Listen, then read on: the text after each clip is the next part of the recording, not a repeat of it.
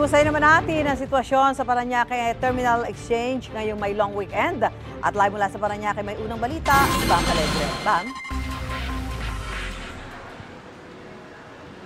Susan, good morning. Simula na ng long weekend sa mga babiyahe. Narito ang sitwasyon dito sa PITX o Parañaque Integrated Terminal Exchange.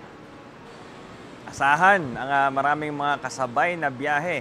Pero tuloy-tuloy naman ang galaw ng mga bus, pati yung kanilang mga dating, kaya hindi gaano humahaba ang pila. Ilan sa mga piniling bumiyahe ngayon, si Cecilia Aguado na may dadalawin sa Oriental Mindoro. Ngayon lang daw siya nakabiyahe dahil ngayon lang lumuwag ang backlog sa trabaho. Sa Batangas Port naman, ang punta ni Tess Calderon na balik bayan mula Brunei.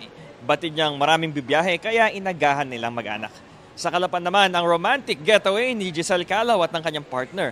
Matagal na itong na-schedule para masulit ang long weekend. Pakinggan natin ang pahayag ng ating mga nakausap na pasahero.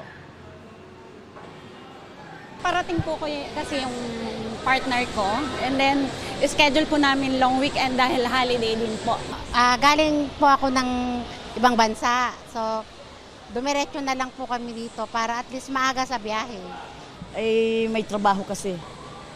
Dapat nga nung nakaraang buwan pa kami, maraming trabaho.